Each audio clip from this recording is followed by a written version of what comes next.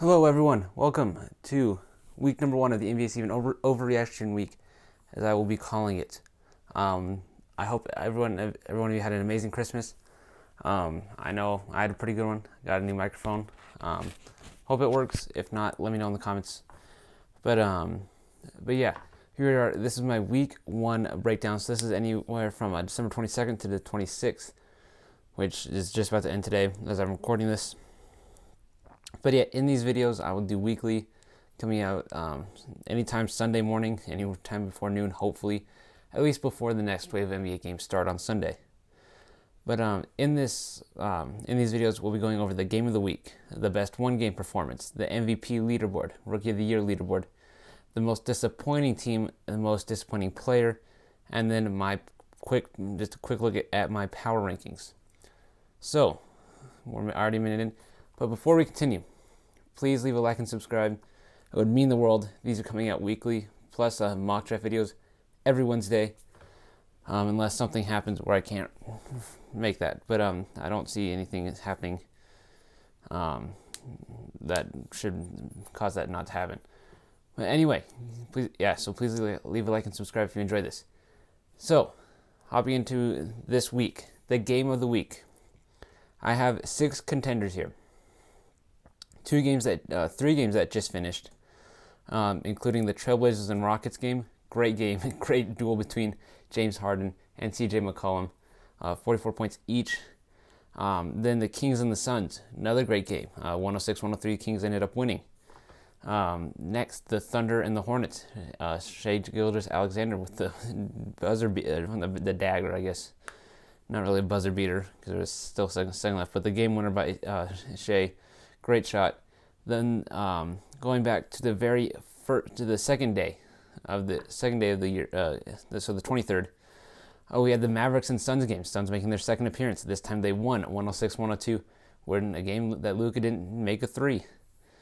Next, the Bucks versus Celtics, a game that ended by a 3. Well, actually a missed free throw, but Tatum's game-winning bank shot 3. And finally, my game of the week personally.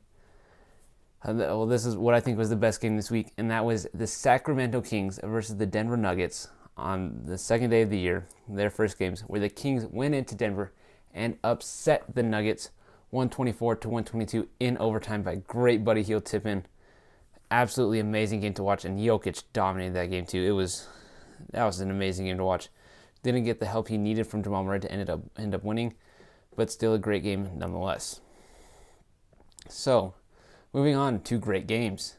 We have our best one-game performances from this week, where I don't really have, these are just great games. I think it came down to about 2 of them, really.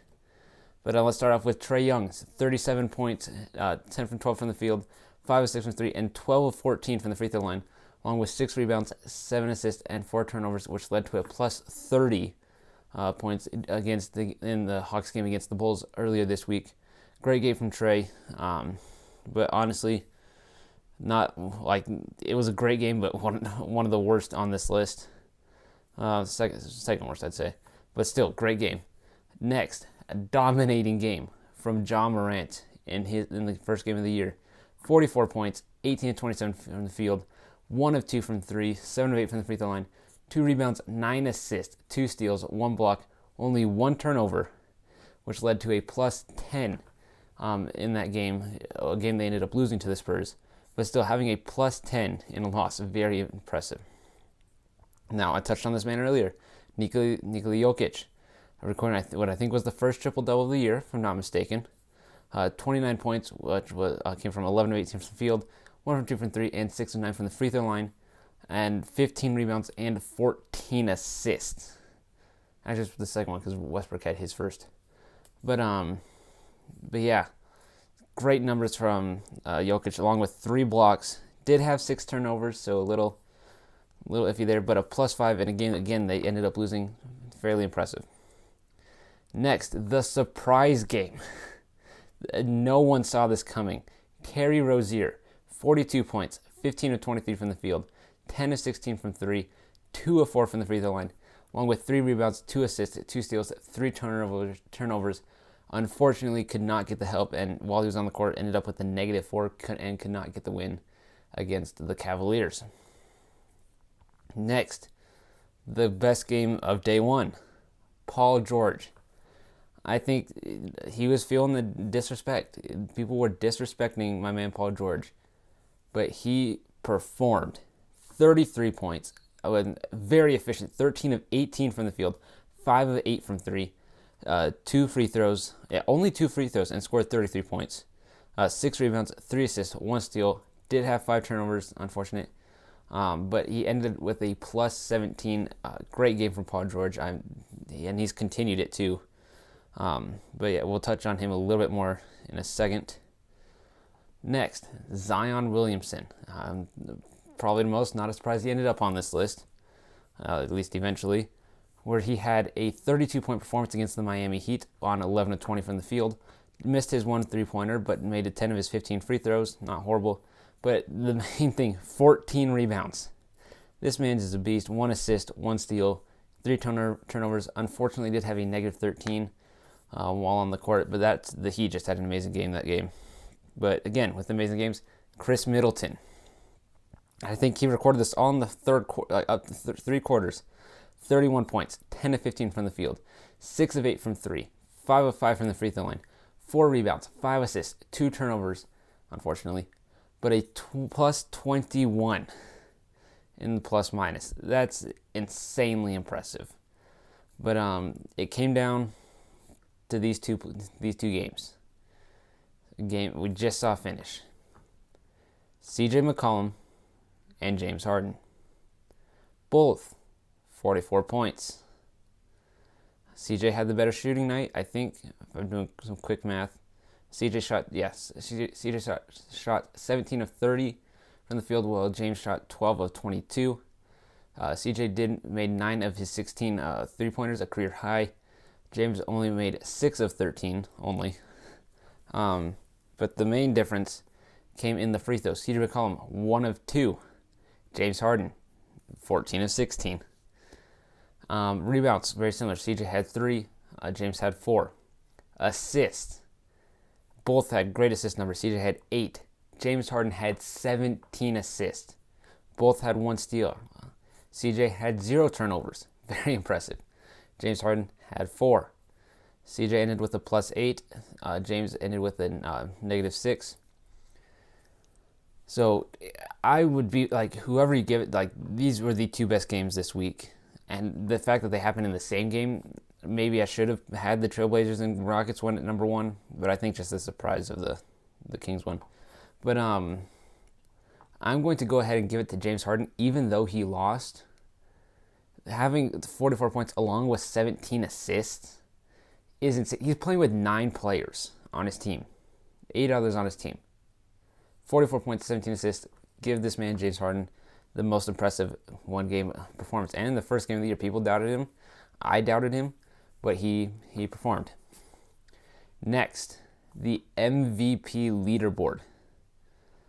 Now, this will change. It's going to change.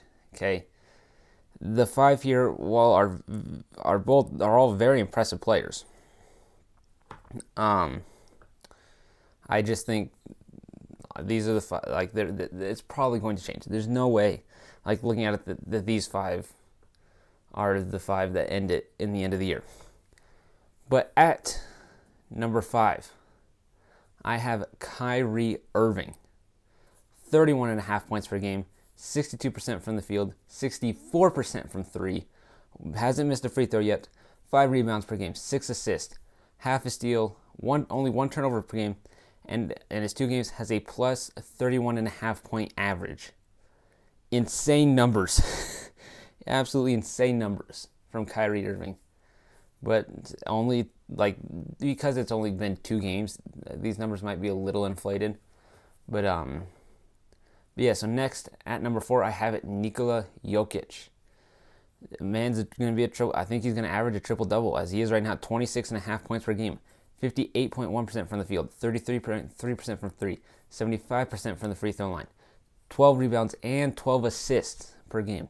Also half a steal, 1 block, 5.5 turnovers, not great, with a negative 7.5 average in their 2 losses, but still that triple-double, it got Westbrook an MVP, gets the Jokic a top 5 nod.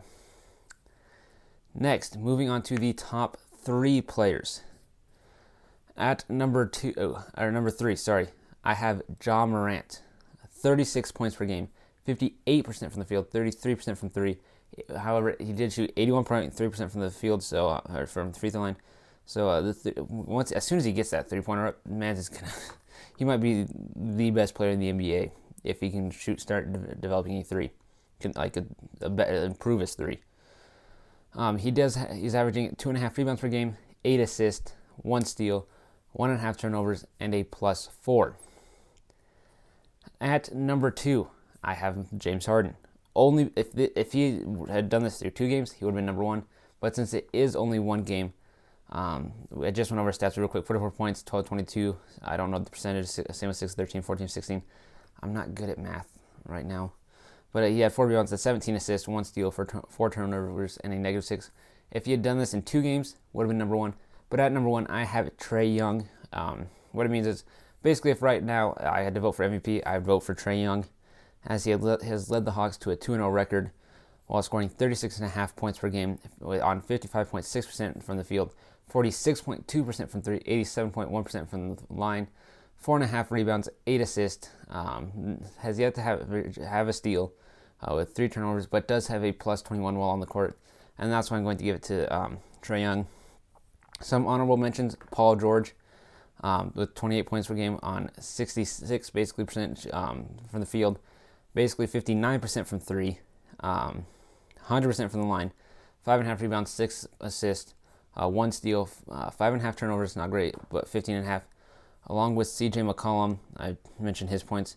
Those are my MVPs, MVP leaderboard right now, those 2 honorable mentions. But I do expect those to change. I expect Durant to get in the conversation. I expect LeBron and Giannis to pick it up. But yeah, that's my leaderboard for now. Okay, this is based off week 1.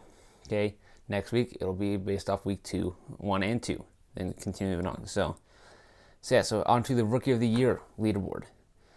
This one, there's 2 rookies that I think it'll come down to as of right now. Like, if this week was any sign of that, it'll come down to 2 rookies. And then there's one. It reminds me a lot of the 2017 one, where it was based on this week, where there were the top 2 in Mitchell and Simmons, and Tatum was there in the conversation, and then there was everybody else.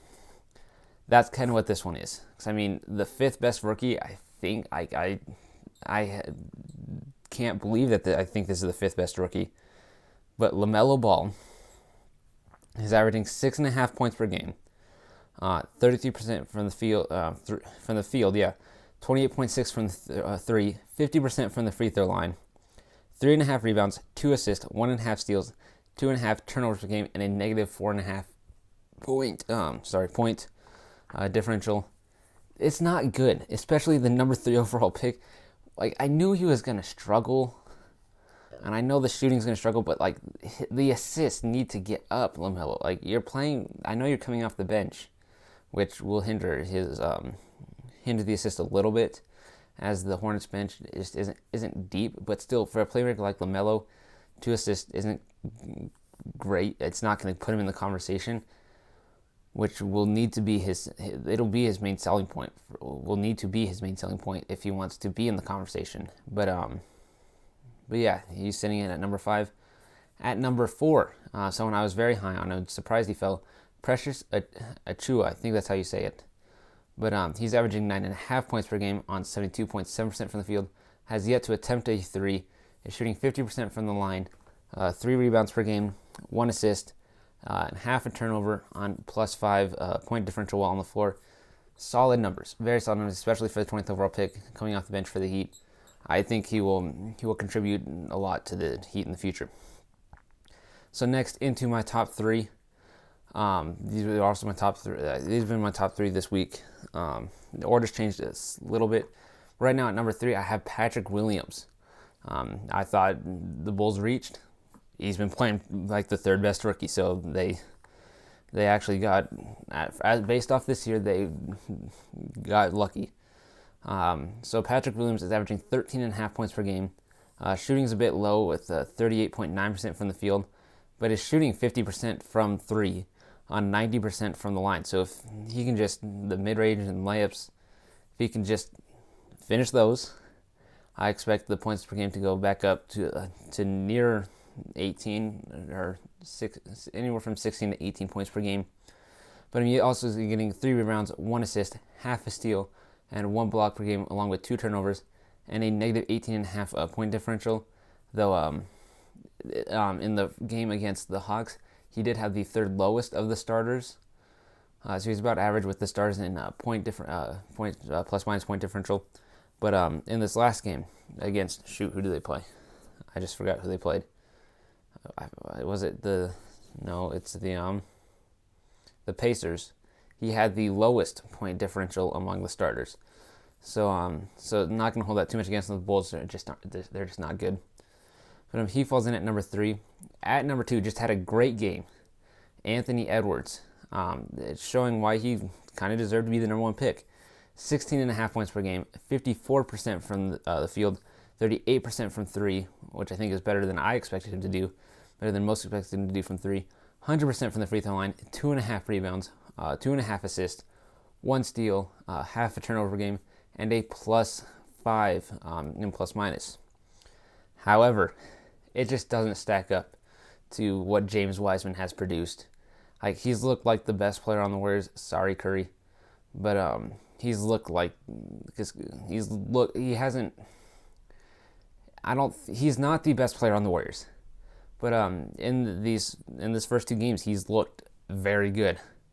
I mean, he scored 18.5 points per game on 50% from the field, 80% from 3, 64.3% from the free throw line, 7 rebounds, has yet to get an assist, but 1.5 turnovers, 1 steal, 1.5 blocks.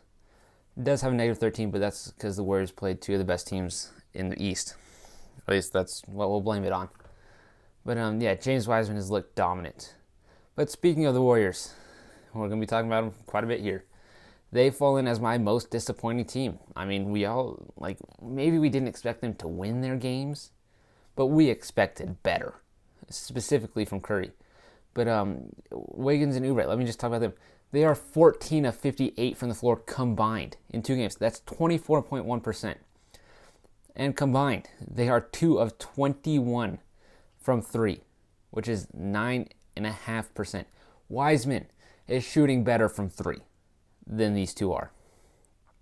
But that's not even the most disappointing player. Yes, their numbers aren't good, but Steph Curry, he has to be the most disappointing because we expected better.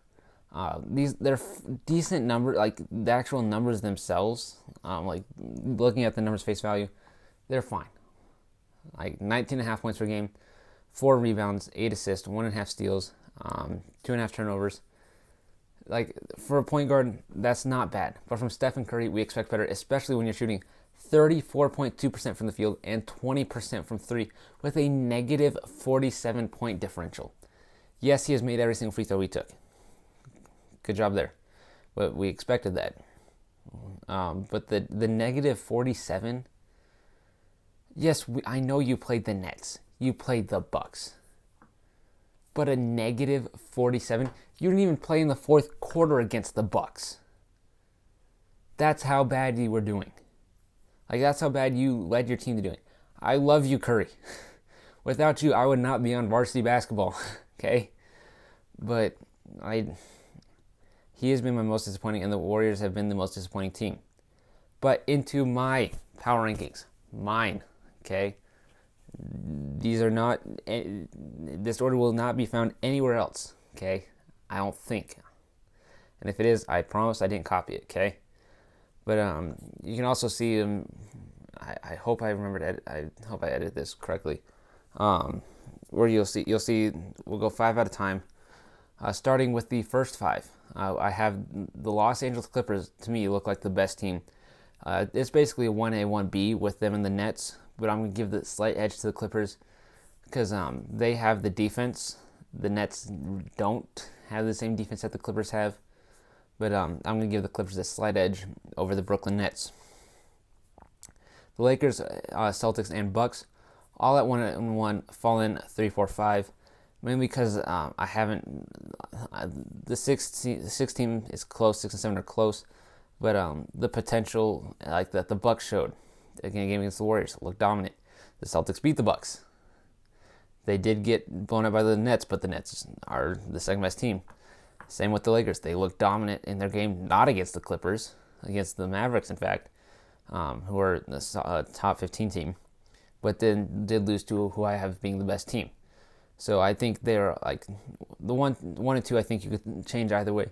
3, 4, 5. I think those are you again could have them. Bucks at 3, Lakers at 5. How you want to do it? But that's how I have it. At number 6, I have the 76ers 2-0. Haven't played the best of teams, if I'm being honest, but have looked pretty good while doing it. The Pacers at number 7. I think they're going to be a little underrated. I underrated them at the beginning. But what I said in my prediction videos has held true. I mean, if you go and look at their game against the Bulls, it's very balanced scoring. Domantas Sabonis might find his way into the MVP leaderboard. But like I said, this scoring, it's going to be a very balanced team. TJ Warren is their leading scorer with Sabonis and Oladipo right behind him. Turner playing very good defense. I think he's averaging 6 blocks per game. Malcolm Brogdon getting assists, 6 of them. But again, Sabonis is the man of this team now. I thought maybe there wouldn't necessarily be one with Oladipo coming back, but I think Sabonis is the best player on this team. Where he could have been in the game of the week, one game performances, but 22 points, 11 assists, 10 rebounds, dominance from Sabonis, but the Pacers falling at number 7, I think. At number 8, I have the Miami Heat, mainly because they lost to the Magic. If they hadn't lost that game and ended up winning it, what do you mean by if they didn't lose it, they would probably be above the Pacers, maybe above the Sixers. They'd at least be one spot up, but they did lose it. But the game against the Pelicans looked very dang good, so they're in at number 8. Number 9, the Suns, in their win against the Mavs, looked pretty good. Only won by 3, but their game against the Kings lost by 3. Not good, unless the Kings are apparently really good, but don't know for sure. And at number 10, you see the Pelicans look good against the Raptors, look really good, but didn't look good against the Heat. However, I just couldn't put any of these other teams ahead of them, so they're falling at number 10. At number 11, the Mavericks, only because they're 0-2. If they had beaten the Suns, then they probably would have been top 10. But they're 0-2, so they have to fall to number 11. I know they're playing without Porzingis, but Luka also needs to start hitting those threes. Once the threes start to click, the Mavs will start winning. They'll go up in the rankings. At number 12, you see the Nuggets. A tough loss to the Kings. Should have won that game. But then they went on to play the Clippers, who I have as best team. Didn't expect them to win. And so I can't really penalize them too much. So they fall in at number 12. At number 13, the Spurs. Really surprising me this year. Maybe a team like the Suns, where they just start off really hot. But they beat the Grizzlies pretty convincingly. And they just beat a very, very well-rounded team in the Raptors. So they come in at number 13. At 14, the Utah Jazz. Not looking good. Loss against the Timberwolves right there. That just happened. But yeah, their first one against the Trailblazers looks really good now that they beat the Rockets. But the Jazz at 1-1, falling at number 14. And finally at number 15, the 2-0 Magic. Did not think I was going to say that, but here they are, sitting 2-0. Have beaten 2 very solid teams in the Heat and the Wizards. But yeah, they've fallen at 15th, as they are the worst of the best teams. But the best of the worst teams, the Atlanta Hawks at 2-0. They've fallen at number 16. Trae Young, he's my MVP right now. But I do expect that to change. This is a very well-rounded team. I just really couldn't put them any higher due to the fact that they haven't played the best of teams. I mean, the game against Memphis really does help. But yeah, I didn't feel right putting above the Magic. But yeah, they come in at number 16. At 17, you see the Wizards. There's a lot of potential around this team, especially if Westbrook can score a bit more. Like, I would prefer to get a bit more than 15 points out of Westbrook. Do love the 12 assists and 15 rebounds. Love that. And then the 39 points from Beal. Great. But they do need some help from other sources. They did get some help from Thomas Bryant, scoring 19, and Isaac Bonga with 10. But if I'm the Warriors coach, Scott Brooks, you start Bertans. I mean, you start Bertans over Bonga. Sorry, but that's just me. But speaking of Avdia, has yet to miss a shot. Just saying, Avdia has yet to miss a shot in his NBA career. At least from the research I've done, I don't think he's missed. He hasn't shot. He's only shot like 4 shots. Yet to miss though. I mean, he did miss 2 free throws. He has yet to miss a shot from the field.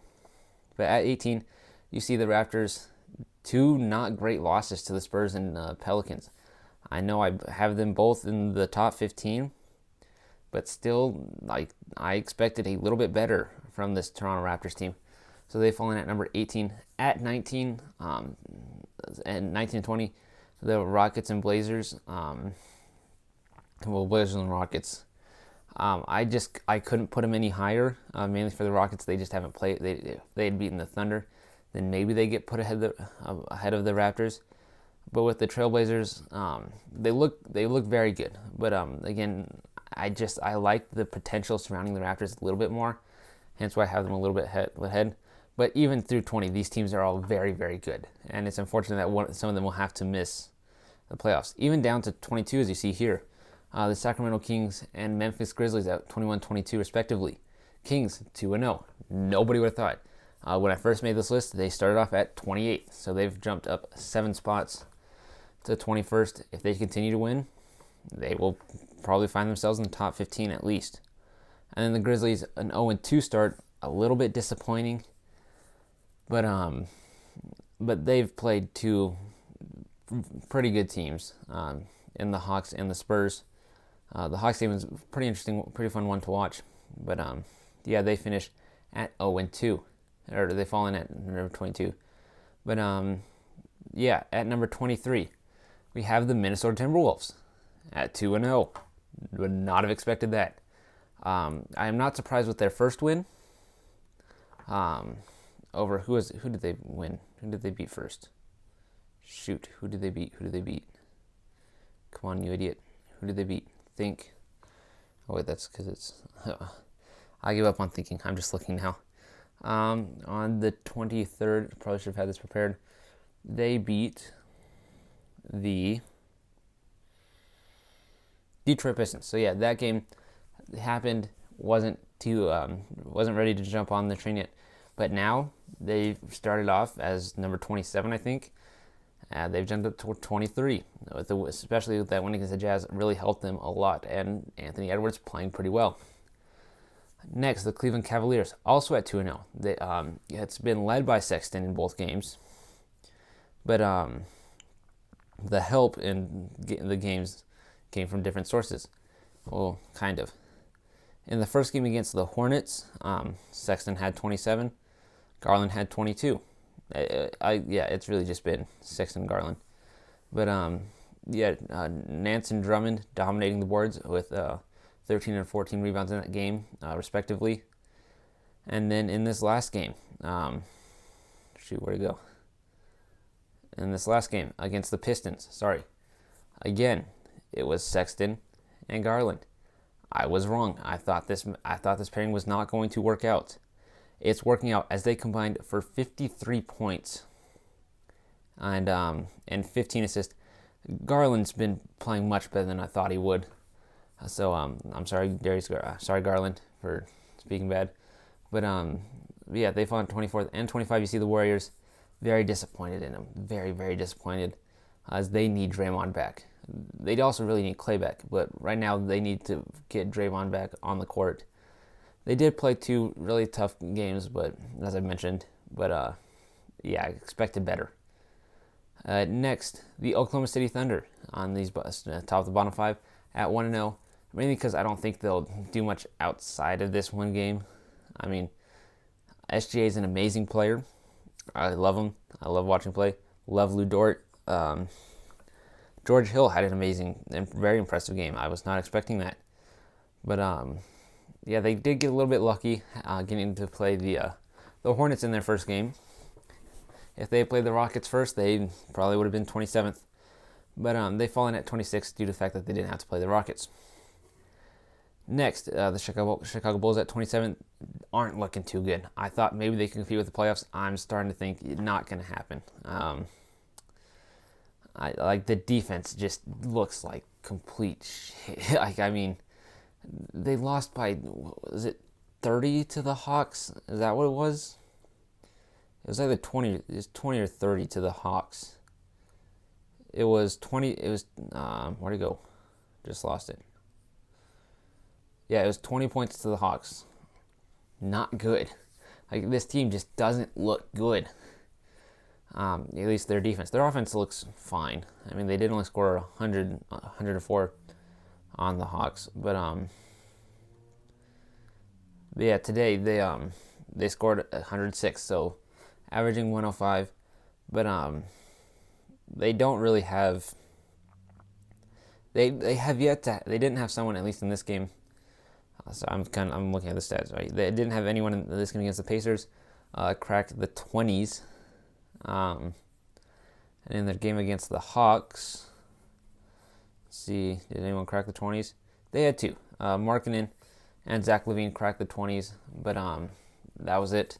So they fell in 27. At 28, Hornets, LaMelo did score his first points, but outside of that, and Rozier's 42. But that's why they're ahead of the Pistons and Knicks. But they are 0-2, and should maybe, like, against the Thunder, probably should have won, but they're in at 28th. The Pistons at 29th, 0-2. They had a nice first half from Blake. Considered putting that in the game of the week, but he didn't do anything in the second half, so he didn't. They come in at 29th. And finally, at 30th, the New York Trash Cans. They suck, okay? They may be better. They played better teams than the Pistons and Hornets. At least for the Pistons, for sure. The Hornets did play the Pacers, so that's pretty tough. But the Knicks have played better teams. But it's also just really fun to put the Knicks in last because I'm a Celtics fan. It's really fun. But yeah, so that does it for week 1. I really hope I get this out on time. But yeah, please leave a like and subscribe if you enjoyed. Again, I'm trying some stuff. I got a new light, so that's why I got a big shadow man behind me. I also got a new microphone, so if you didn't just hear me tapping it, please let me know in the comments. That would be very helpful. But yeah, thank you all very much for watching. Stay tuned for Wednesday's mock draft, and then this next week update. And I will see you all later. Adios.